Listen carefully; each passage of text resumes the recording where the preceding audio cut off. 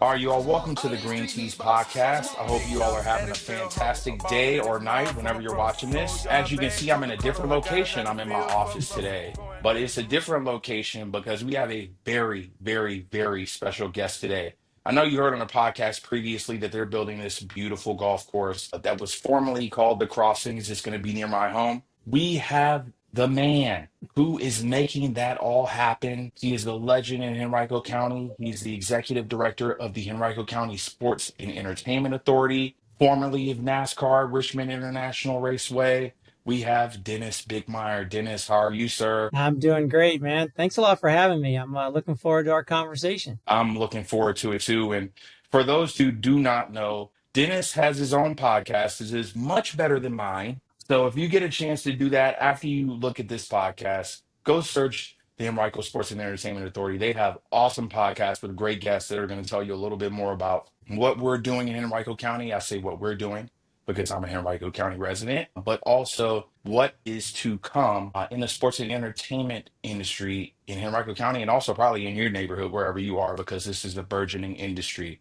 But I'm not going to talk all day. Dennis, for those who may not know, just tell me a little bit about your job as the executive director of the Henrico Sports and Entertainment Authority. Well, I appreciate it. Again, yeah, if you think about sports tourism, maybe people listening have kids or grandkids that play, or maybe they played travel baseball or soccer. What it is big business. I've got three kids. They've all done travel sports. I got one to go. I got an ice hockey player still here at home, and we travel all over with him.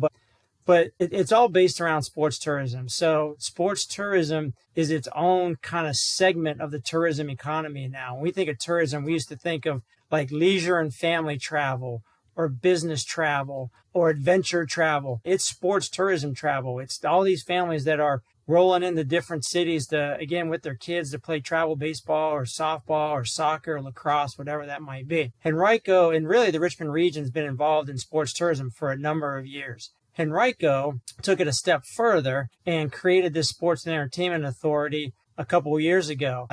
The opportunity was granted by the General Assembly under the Recreation and Facilities Act to create these types of authorities, very much like economic development authorities. So if you think about economic development, our job is to go out and recruit to come here to our community. And really it's to fill up our hotels and eat in our restaurants and play in our facilities and play against our local teams. So Henrico was the first in the Commonwealth of Virginia to create a sports and entertainment authority. So we're writing the playbook for this type of an authority to function in Virginia, which is exciting, but we're a startup. So again, our mission is to develop facilities, which we're going to talk about one a lot here in a little bit. And then again, go out and recruit these events to come to our community. And most recently, probably what we're most well known for right now is the Henrico Sports and Events Center that was built over at Virginia Center Commons. Indoor facility, 185,000 square feet, 12 basketball courts that can convert to 24 volleyball courts. We've hosted, and it has a 3,500 seat arena. We have hosted the A10 Women's Basketball Championship. Most recently, we've hosted the National Wheelchair Basketball National Championship. We had 12 Paralympic athletes compete in the Wheelchair Basketball National Championship a few weeks ago. A lot of basketball, a lot of volleyball. We have our volleyball tournaments, our biggest volleyball tournaments has been 182 teams, with 160 of those teams coming from outside the area. Again, staying in our hotels, eating in our restaurants. So if people can kind of wrap their head around sports, youth travel, and then special events like going out and bidding on an A10 Women's Basketball Championship and getting that. Working with our partners at Richmond Region Tourism to bring events in. We were successful in bidding on the NCAA Division III Women's Volleyball Championship for 2027. We got that. So we have a national championship in women's volleyball coming to that facility. That's kind of it in a nutshell. It's really about, promoting tourism and bringing visitors to our community. I love it, Dennis. And as a former athlete myself, and as a current parent of two girls that play every sport under the sun, let me tell you that number one, every single Saturday and Sunday, we're at the field, right? And we have to spend money. We have to, go to lunch. And this is in town.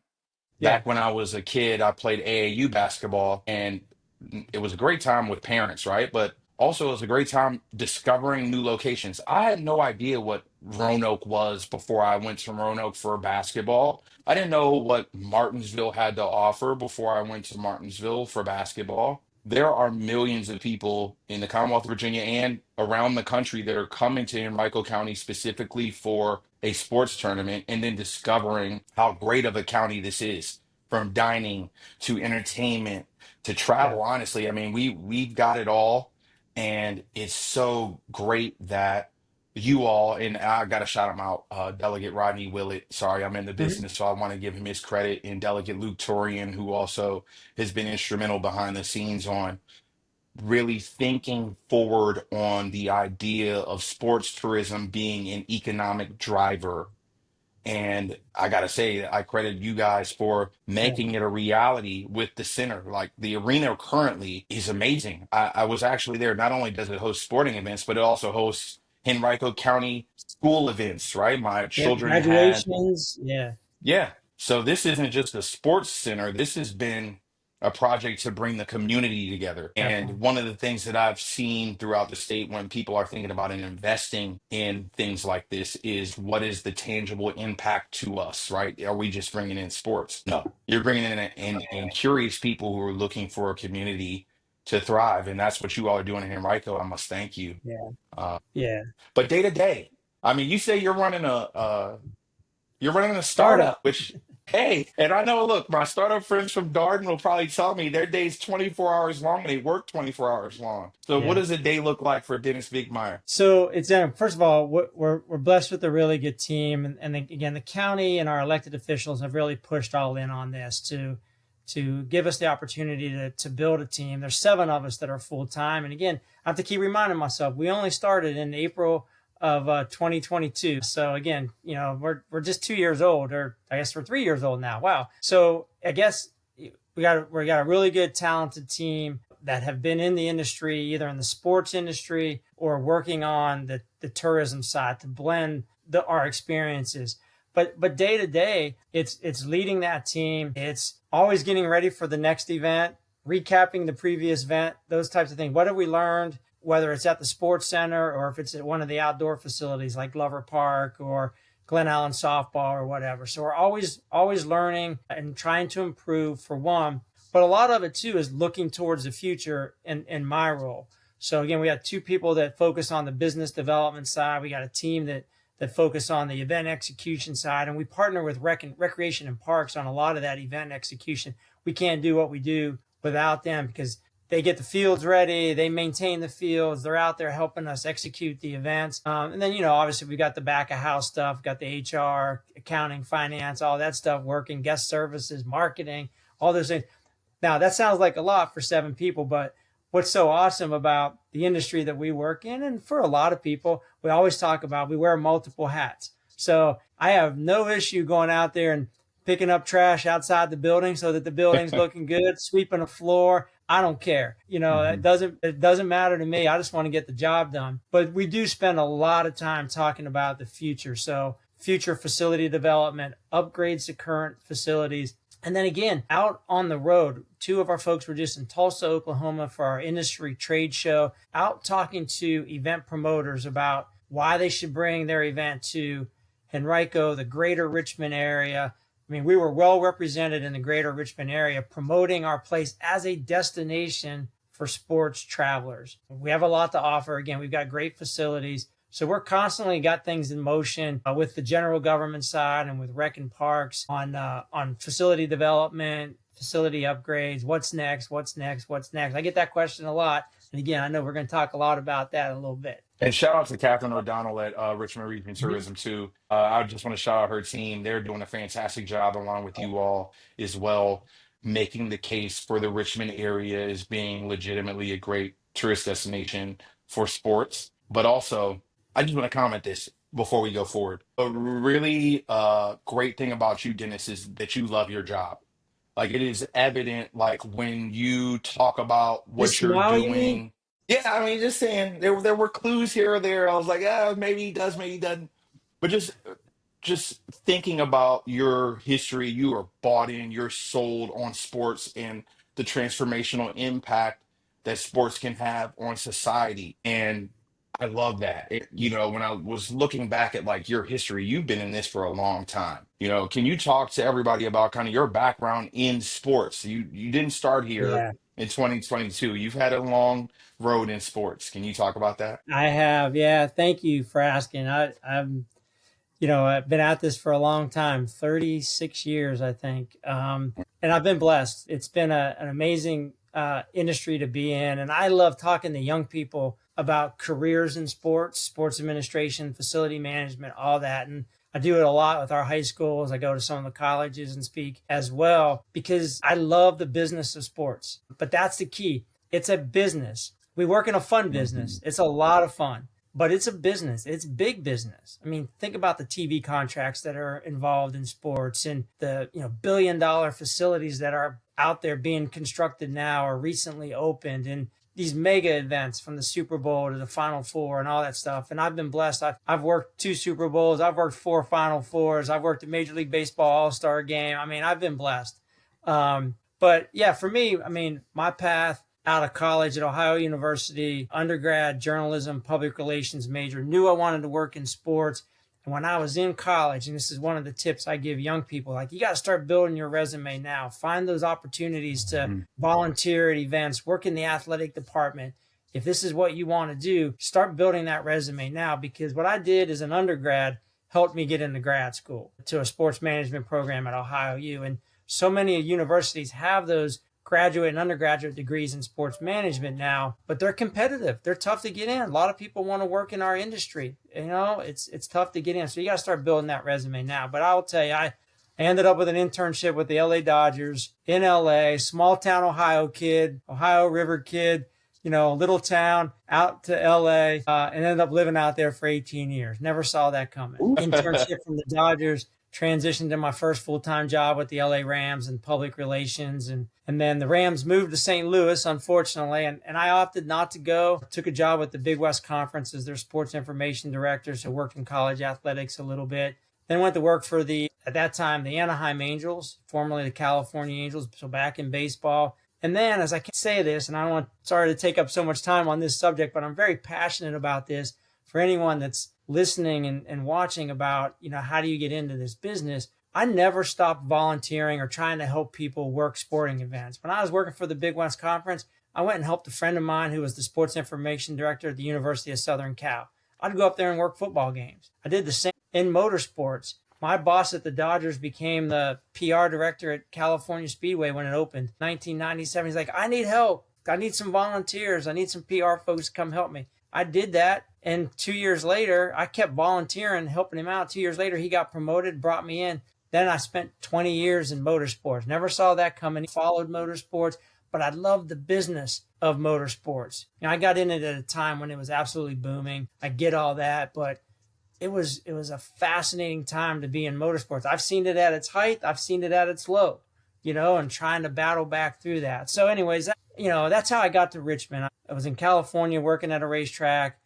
Then they moved me to Michigan as the vice president of sales and marketing at Michigan Speedway. And then fortunate enough to be named the president here at Richmond for, about 11 years. And what a historic racetrack, and just the history behind this facility and the opportunity to lead this group and be part of this racetrack and its history and its legacy was pretty remarkable. Actually, I really enjoyed it. And then this opportunity presented itself. And this job as a startup, for me, I feel like it's taken everything I've done in 35, 36 years and rolled it into one job, which is kind of fascinating, actually, because again, small team, we're doing everything. We're doing the marketing, we're doing the PR, we're doing the sales, we're doing the event operation, we're selling tickets, we're doing the maintenance. I love having all this kind of roll into one. So I'm sorry I took so long on that one, but again, to your point, very, very passionate about this industry that I'm in. Dennis, you're on the wrong podcast if you want to talk about backstories because that's what this is about.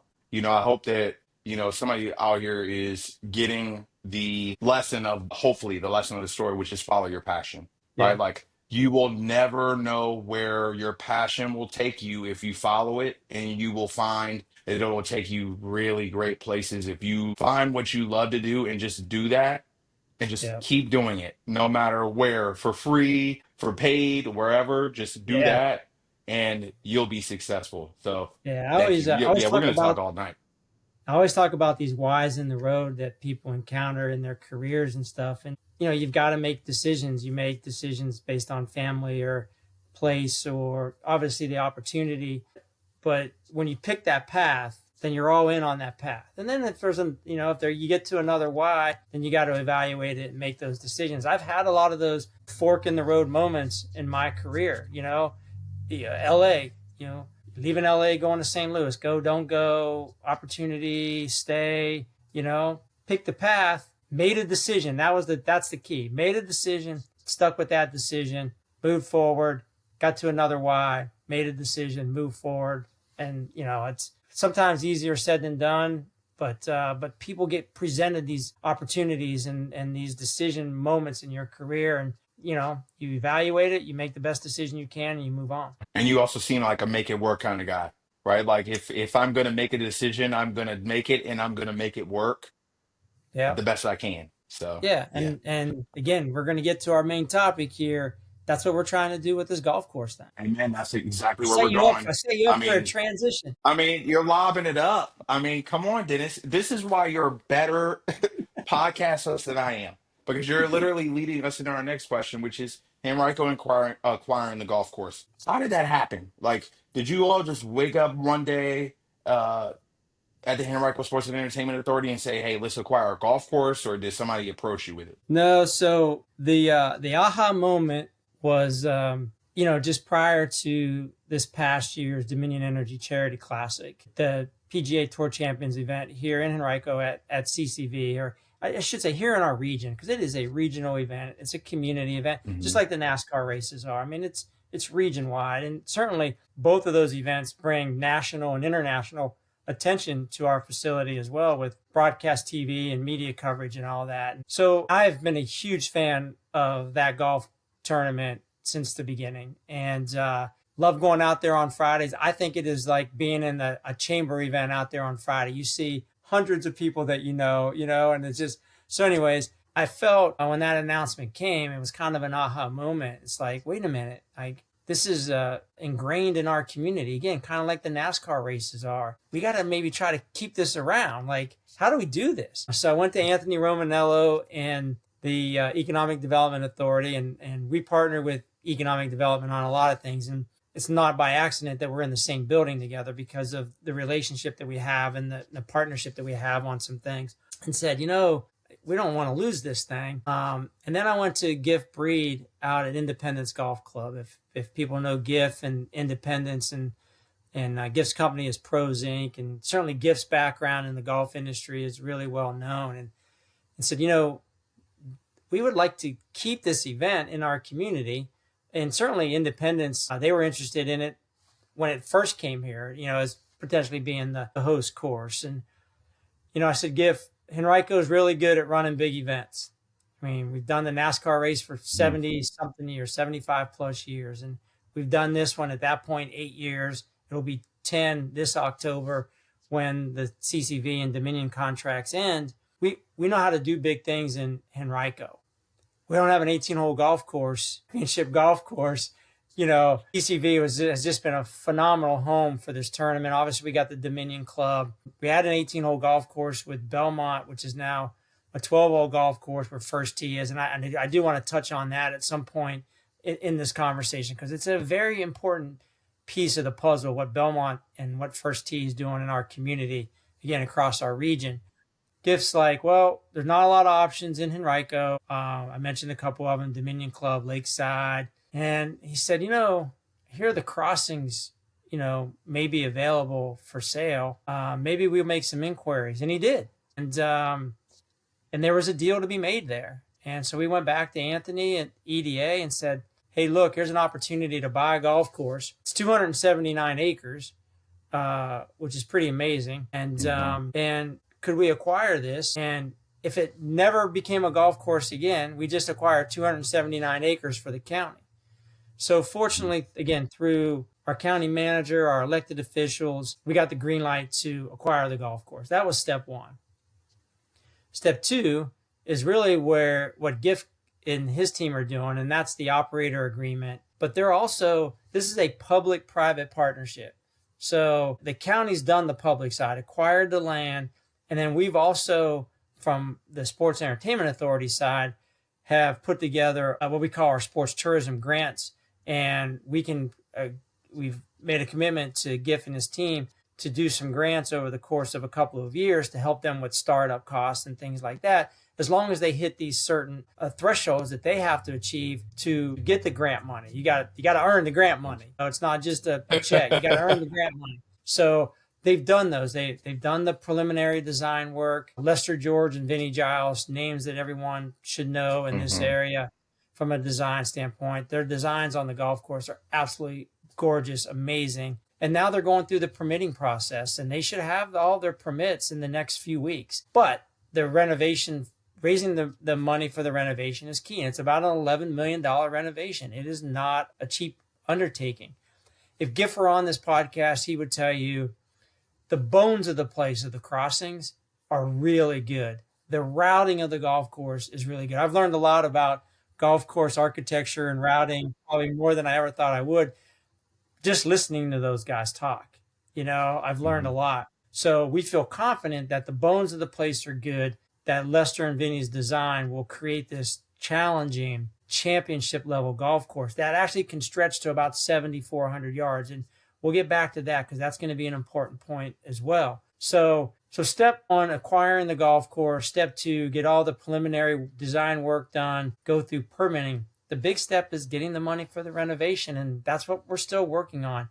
Giff and his team's working on it. We're trying to turn over stones to try and find investors. People who want to look at this as a really good community project or as an investment can come on and be part of the team and be part of this public-private partnership. And to speak on that to any large businesses that may be watching this, as we talked about before, this is a play for the region. And we cannot afford to lose an economic driver like the Dominion Energy Charity Classic from this region. We can't. So if you are out there and you're thinking about making a Right? wise investment on our region and also maybe, have front row seats to a senior PGA Tour event or LPGA Tour event, hopefully. Maybe call Dennis and Yeah, reach out to him definitely. and see how you can help. But we won't sell him too much on that. I think that, as we go on, it'll be evident that this is something we Yeah. should do. So we kind of talked about how DECC came about. I want to talk about the crossings in general. And Mhm. in particular, I'm in the neighborhood, right? Like I could walk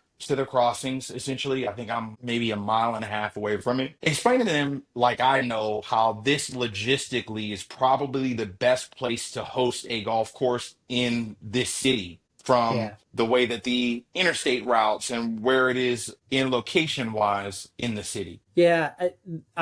People ask all the time, again, about where the sports center is located at Virginia Center Commons. And one of the great advantages we've had in booking that in our first year of operation, 46 weekends, location, location, location. I mean, that place off of 95, 295 is absolutely ideal. This golf course fits that as well. The ease of getting to the golf course, situated in this northern portion of Henrico, not far from the Hanover line, not far from the city, easy to get to from a lot of other areas around the region and certainly throughout the Commonwealth and really the Mid-Atlantic. So location is absolutely key. And then when you think about, again, where the sports center is, and if we're able to continue to host a professional event, and again, could be PGA Tour Champions, could be LPGA, could be another event. The proximity to the sports center is absolutely key because of parking and things that you would need to operate a golf course. If for anyone that goes to the Dominion Energy Charity Classic, only a few people park on site. We're all parking off site and getting on a bus, which is really common in professional golf events and really common in actually a lot of other events too that aren't big stadiums or arenas that don't have a lot of on-site parking. Very common to be shuttled in. I went to World Cup at Rose Bowl, got shuttled in, that kind of stuff. So that's not uncommon. So we logistically parking, ingress, egress, we feel like we've got a couple of other sites around the golf course there to have remote parking and shuttle people in. Obviously, our residents, very important for ease of access for our residents when there are events going on. Again, you're talking to a guy who did this with the racetrack, and you know where the racetrack is and the community around that, and how well we worked with the community to try to lessen the impact on the community as it relates to traffic and parking and things like that. We will do the same on this golf course, if we're fortunate enough to continue with a professional event. We do it now with the neighborhood around the sports center for our May graduations, because we're putting a lot of people in that area during graduations. We think about these things. That's why when I look at the opportunities to host a big golf event, there's not a lot of places that can do it, or at least that are used to hosting big events with our public safety partners who manage traffic and things like that. So that was a big catalyst for this too, is like, we need to keep a professional event here. We can do it. We know how to do it. We need a place to do it. So that, again, was the part of the driving force behind the crossings and renovating that. But I'll tell you one other thing too. Well, a couple things. Our high schools will benefit from this, because that's part of our deal with Giff, that our high schools get to play their golf matches here, and they get access to the facility for practice. That was part of the public requirement for the public-private partnership. One of the other things that I want to do is that I-95, 295 highways, those two highways, I want to market this facility as a destination, or at least a stopping off point, for our friends that love golf out of the north, that leave there in the wintertime and head south to Myrtle Beach, to Hilton Head, to Florida to play golf. Stop and play this golf course on your way down. Again, we've got great hotels. We got great restaurants. We're a great destination. I want to be able to work with our partners at Richmond Region Tourism and at Virginia Tourism Corporation as well to market this facility and other golf as a place to stop on your way south or your way coming back. I think there's opportunity there. I know there's opportunity there as a golfer who constantly travels up and down I-95 playing golf.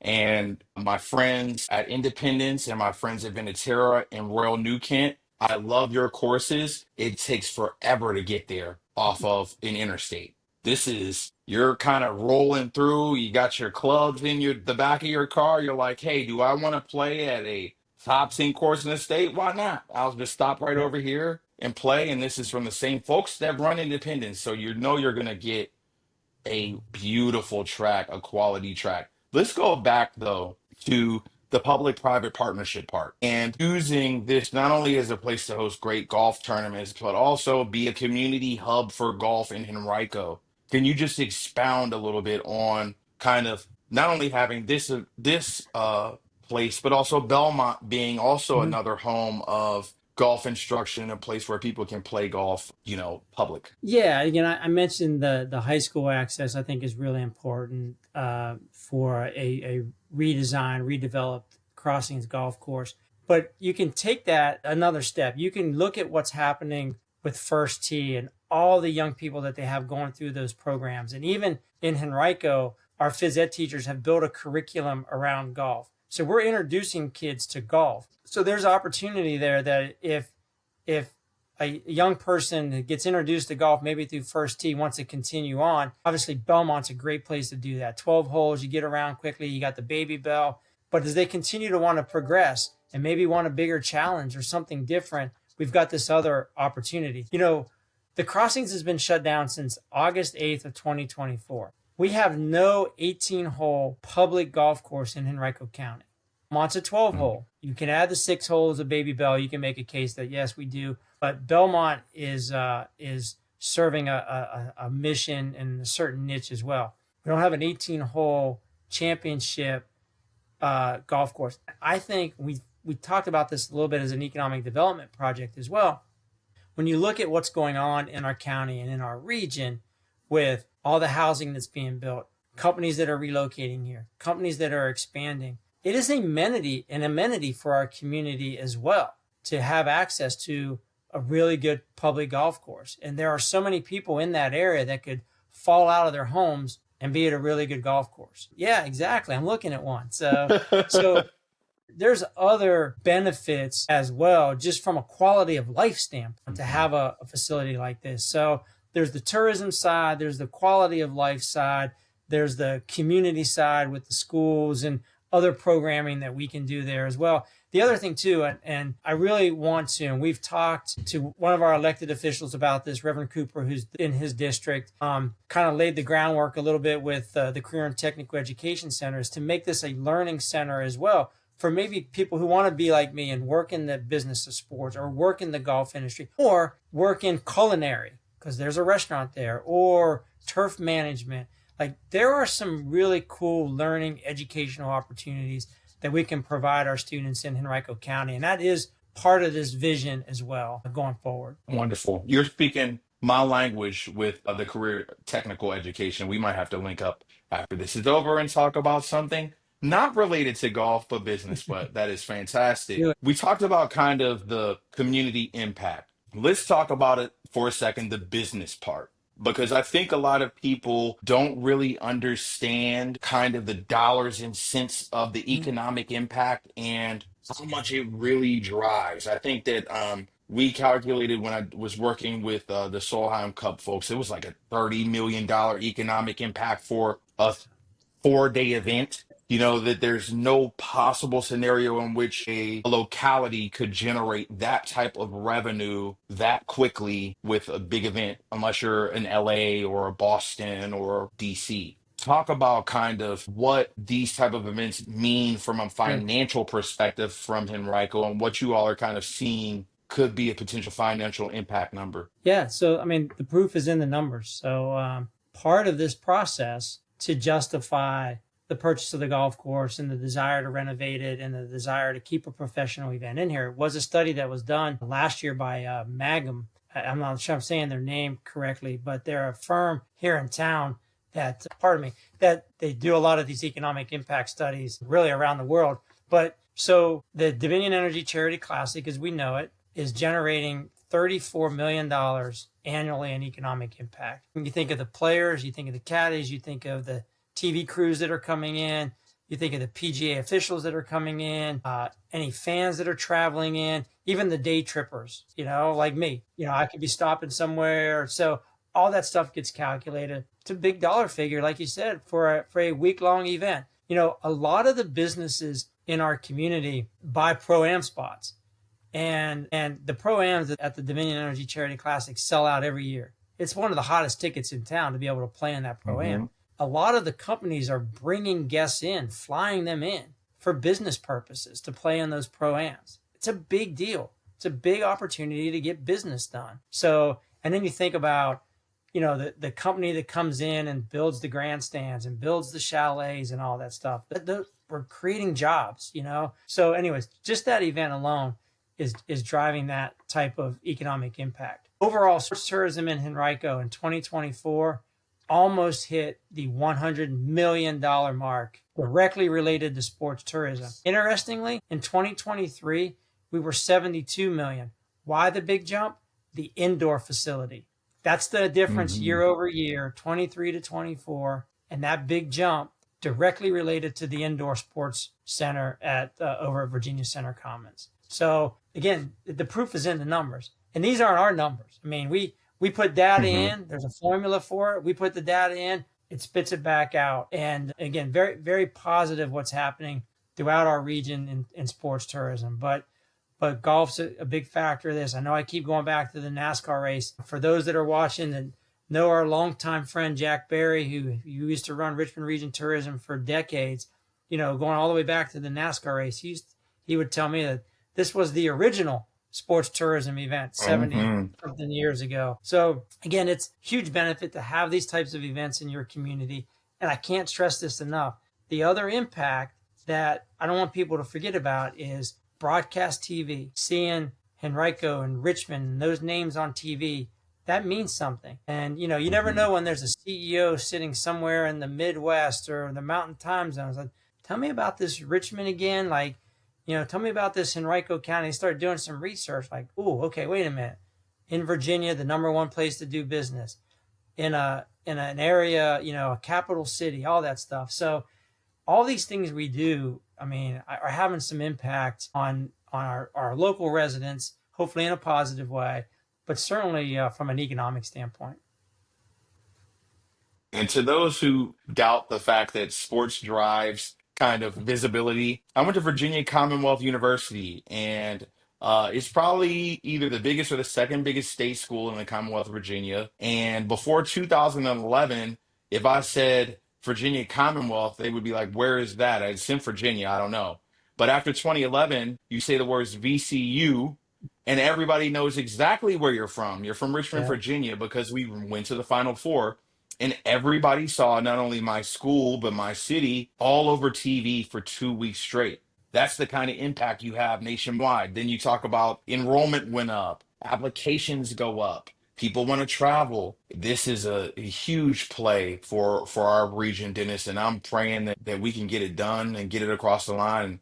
And if there's anything I can do to help, you know who to call, obviously. We appreciate that. Like I said, I mean, we crossed a couple steps, but we're not all the way there. But it's not for lack of effort between our group and Anthony and the EDA and Giff and his team. We're pushing hard. Awesome. What's next? I mean, yeah, Henrico's got, I know, a ton of stuff kind of looking outward towards 2027 and beyond. What's next, Yeah. not only for the crossings, but Henrico and sports and entertainment? Yeah, I mean, a couple of big projects. There's one that's an active project right now at Glover Park, which is kind of phase two of Glover Park. Our involvement in that is a six diamond baseball complex that's under construction. And again, phase two, Reckon Parks, it's their project. They've got two more multi-purpose fields coming there, a dog park, a playground, a 5K running trail. I'm probably forgetting some other community amenities. But then on a parcel of land that the county conveyed to us, we did a public-private partnership again with a group called Prep Baseball. They're building a four diamond baseball clover. And then the county agreed to build two more baseball fields next to that, one of which is a stadium, small stadium, that will give us three baseball stadiums in the county: RF&P Park, Dory Park, and now this one. The difference with this one is it'll actually be built to a college spec, like 330 down the lines, 400 the center field, so that we can go after some college events, so some college conference Mm. championships, college invitational, something like that. So we're really, really excited about this project. And if you think of a six diamond complex, it's kind of got a little bit of a spring training feel to it. But again, this is a public-private partnership. The private side's bringing millions of dollars to the project to build out the four diamond clover. So that's coming. We're probably about 13 months away for that project to be complete. And again, that's kind of in that Virginia Center Commons area. It's kind of in the crossings area. And then an arena project. It's been on the books for a while to build an arena ever since the Coliseum was shuttered downtown. There wasn't much progress that was happening on the arena here in Henrico. So just recently, I'm sure probably a lot of people heard or read, we've kind of taken a step back on that, but getting ready to relaunch that project and get what we call an RFI out nationally or internationally for people to respond to with their interest in potentially being partners again in a public-private partnership to build an arena in our community, in our region that's needed and way overdue. So excited to kind of restart that project as well. So stay tuned on that one. A little bit longer runway on that, but we're excited. We got the support of our leadership to relaunch that soon. So looking forward to that. But again, I think what we're doing here and what's happening in other localities around the region, just a really exciting time from a sports standpoint. I always thought it was funny when I moved here. People would say, Richmond's not a good sports town. I'm like, crazy? I think it's a great sports town. Fantastic. And I think they're basing it on, oh, we don't have an NBA team here or an NHL team here. We've got really good sports here. We got the Squirrels, we got the Kickers, we got NASCAR, we got golf, but I just love how passionate people are about sports. I grew up near Mhm. Pittsburgh. I'm a Steelers, Pirates, Penguins fan. I'm an Ohio State Buckeyes fan. I wear my colors, but so do thousands of other people here. I Mhm. love seeing the passion that people have for sports in this community. And I think an arena will serve us well, not just from a concert entertainment standpoint, but from a sports competition facility standpoint as well. Hey man, and our friends in the city can attest to that. In Richmond, Virginia needed a baseball stadium for probably 20 years, but every single year, the people of Richmond, Virginia filled out that dusty old stadium for the Braves And now for the Flying Squirrels, not only that, but we're a marathon town, we're a golf town, we're a river town. I mean, there's so many different great things to do in this region. And I feel like I'm sending you guys a postcard. So I'm gonna ask you, Dennis, final thoughts. Send your best uh, sales pitch for Henrico. Why should people come to Henrico and why should they bring golf to Henrico? Well, again, I think that location is ideal for championship golf, for professional golf, for the leisure golfer that wants a really good experience. So I think, I like where we sit. I like the vision that Giff and the Prozing team have for the facility to make something special, something different as well. I know I keep hinting at some of the design stuff, so I'm just dying for people to see it when it can finally roll out and then finally see some earth moving out there. But again, I think that it's not just, the events that we can have there. It's the impact that we can have on the citizens to have another really good amenity. For the most part, for a lot of them, are close to home. But again, for us, the important piece is that sports tourism piece. So I've mentioned professional events so many times. Let's not underestimate the opportunities to get collegiate events here, to partner with a VCU or somebody, VUU or Virginia State or Randolph-Macon, to do a college invitational, to do a college conference championships here, to go after an NCAA championship. Like we think big. There's nothing that we won't go after. Let them make them tell us no. I mean, that's kind of our mentality. So, and then, VHSL state championships for golf. So I think there's some really good opportunities. I mean, hey, look, we already got a call from the American Junior Golf Association wanting to do an event here. So whether it's at the Crossings or maybe at Independence for a year or two, there are some really, really good opportunities for golf programming on this golf course. And like I said, we're going to go after it and make people tell us no. I'm real big on manifesting, Dennis, so I'm saying it right now. We're going to have a second episode of the Green Tees podcast live on location from whatever the Crossings Golf Club is going to be called in the future, and we're going to tee it off then. So I'm looking forward to it, and I want to thank you so very much, Dennis Bickmeier, for your time. This has been a fantastic interview, and I can't wait to do it again soon. Thank you, sir. Well, thank you. And I do want to come back and keep spreading the news. So thanks for the opportunity. You're very welcome. I appreciate you.